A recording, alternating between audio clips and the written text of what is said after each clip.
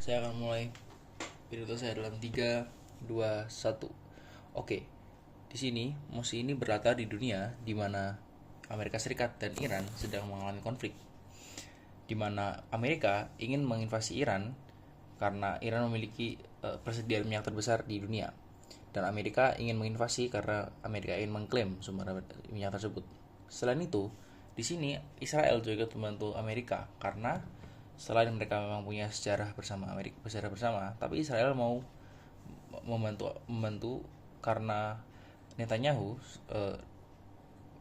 ingin Israel statusnya terus perang agar dia bisa menghadiri pengadilan karena selama negara masih berkonflik bersatu dalam konflik, maka dia tidak bisa diadili. Karakterisasinya di sini pertama aktor rentannya adalah masyarakat global. Kenapa? Karena konflik ini menyebabkan tertutupnya Selat Hormuz yang menyebabkan harga BBM itu naik, dan akhirnya ini menyebabkan perekonomian negara tidak stabil secara global, dan akhirnya masyarakat rentan harus menanggung akibatnya.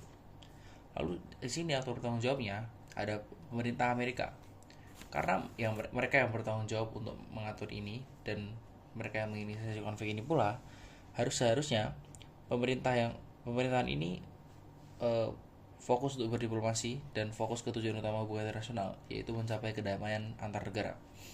Lalu POP-nya di sini, poin ketiga saya adalah POP. Ada 3 poin. Yang pertama, kenapa eskalasi konflik Amerika melawan Iran ini terjustifikasi. Kedua, apakah eskalasi konflik Amerika melawan Iran ini urusan untuk dibahas. Dan yang ketiga, apakah eskalasi konflik ini memberikan lebih banyak kelebihan atau kekurangan. Lalu untuk argumen keempat ada mekanisme. Di sini kami gak akan mekanisme, melainkan kontrafaktual, yaitu kita membayangkan dunia di mana US dan Iran tidak mengalami konflik, yang mana jelas ini bisa sangat menguntungkan karena konflik mereka itu merugikan, terutama secara global, di mana seperti yang kita tahu karena konflik ini Selat Hormuz tertutup dan akhirnya ekonomi global tidak stabil karena Iran sebagai salah satu pemegang sumber minyak terbesar di bumi tidak ingin menyebarluaskan atau mengekspor lagi minyak karena konflik ini. Dan kita bayangkan di dunia di mana konflik ini terjadi, maka Selat Hormuz tidak tertutup dan menghubungi minyak terbesar itu terbuka ke semua negara. Ya, lalu untuk poin kelima ada preemptif. Oke, mungkin lawan akan mengatakan bahwa mungkin Amerika ingin melakukan ini karena fokus menaikkan legitimasi politik internal mereka. Seperti yang kita tahu, Amerika itu sekarang sedang dipimpin oleh orang-orang konservatif, di mana itu yang membantu Donald Trump sendiri menjadi presiden karena dia mendapat legitimasi dari orang-orang yang konservatif. Dan tapi ini buruk karena kenapa? Pertama, negasinya. Trump melakukan ini faktanya demi mencari legitimasi eksternal, yaitu salah satunya kerjasama dengan Israel karena Israel terlibat dengan perang ini juga. Dan kedua, mitigasinya, sekalipun ini tentang eksternal atau internal, apa yang dilakukan tetap buruk, dan karena ini berdampak serius bagi masyarakat global, terutama ekonomi global. Lalu di sini kita masuk ke poin ke-6 saya, yaitu argumen persempit lingkup konflik judulnya.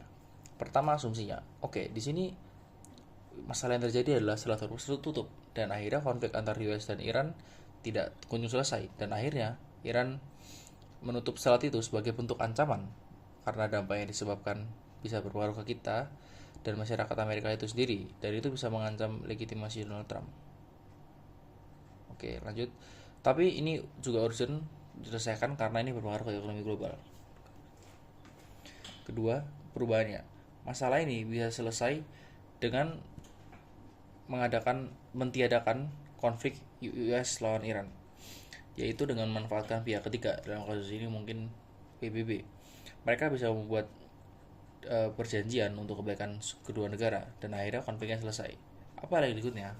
Pertama, insentifnya. Oke, apakah pemerintah Amerika akan menghentikan invasinya? Tentu iya, karena jika tidak, mereka akan sangat rugi. Faktanya, kenaikan BBM itu bisa menurunkan legitimasi dari pemerintah Amerika itu sendiri karena masyarakatnya juga butuh BBM, dan mereka sumber pemasoknya juga dari Iran karena Iran itu yang terbesar di dunia. Lalu kapasitasnya, apakah pemerintah Amerika mampu? Ya jelas ya, karena mereka lah yang dari awal mulai invasi ini mereka juga mampu untuk menghentikannya. Lalu untuk konteksnya, jelas masyarakat global menolak eskalasi ini berlanjut. Bahkan begitupun masyarakat Amerika, ya karena tadi ini konflik ini berdampak pada kita semua. Ketiga dampaknya, jika perang atau konflik ini diadakan, jelas ada beberapa dampak. Pertama, ke negara.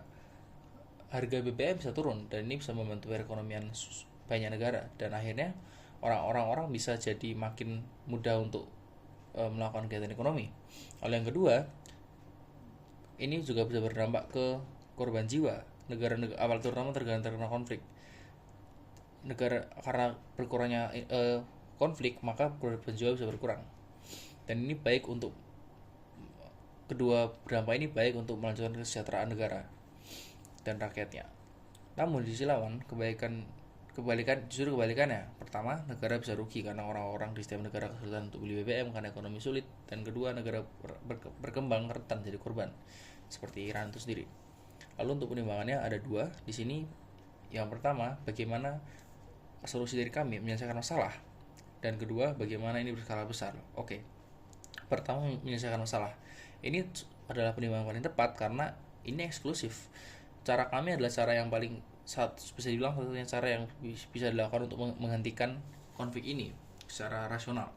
Pihak ketiga itu memiliki kekuatan untuk bisa membantu kedua negara ini menghentikan konflik. Lalu skalanya besar jelas karena ini memiliki dampak ke banyak negara dan banyak tempat, oleh karena itu jika dihentikan skalanya bisa sangat besar dan sangat membantu. Thank you. Sorry. Bye.